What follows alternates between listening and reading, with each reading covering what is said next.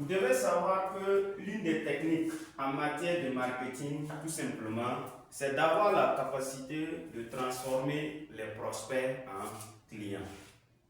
Et comment on va transformer les prospects en clients? Il faut savoir que quand on parle de marketing, c'est tout simplement une activité commerciale et que c'est un produit qu'on a ou un service qu'on dispose et qu'on veut le vendre. Et dans cette optique-là, vous aurez en première position des prospects. Ça veut dire des gens à qui vous allez prendre contact dans le cadre de présenter votre produit ou votre service. Eux, on va les appeler des prospects.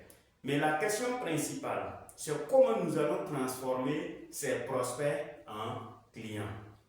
Il faut savoir une chose à connaître ici, c'est la persuasion. Donc, on va parler de l'art de la persuasion. L'art de la... Et quand on parle de l'art de la persuasion, je vais évoquer tout simplement un livre, un puissant livre, Influence et manipulation de Robert, qui est un grand auteur. Et dans ce livre, il parle des grands principes de la persuasion. Et je vais vraiment m'atteler sur ces principes-là pour vous faire comprendre qu'avant qu'une personne ne soit client, c'est qu'à quelque part, vous lui avez persuadé, vous lui avez influencé positivement, surtout à s'intéresser à vous et à votre produit ou votre service. Et l'un de ces grands principes ici, c'est quoi? C'est le principe de la réciprocité.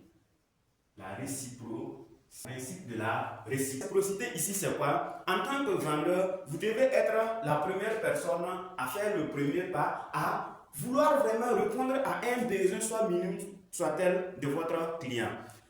Vous allez voir peut-être dans certains magasins, soit c'est de l'eau fraîche qu'on va vous accueillir avec, soit vous allez toujours avoir un don en première position.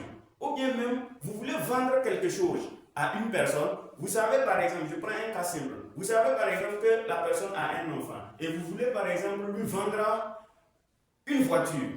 Vous pouvez passer d'abord par son enfant afin d'avoir accès à lui-même. Soit en lui offrant un cadeau pour son enfant. Et à partir de là, la personne sera vraiment, il se sentira redevable. Pour lui, il se dira que non, il vous doit en quelque sorte. C'est quelque chose qui est mental. Et chacun doit savoir cela. On ne se pointe pas seulement pour forcément vendre à tout moment, mais il faut d'abord créer ce sentiment de redevabilité. Donc, d'où la nécessité du principe de la réciprocité. Le deuxième principe dont je vais évoquer ici, c'est le principe de cohérence. Le principe de cohérence.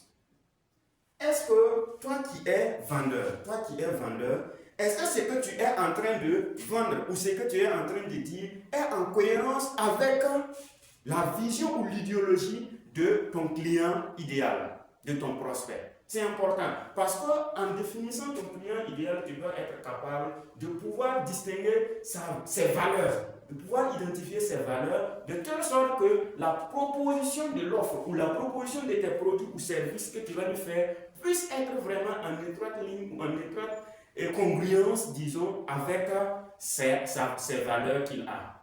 C'est ce que vraiment vous devez travailler à faire.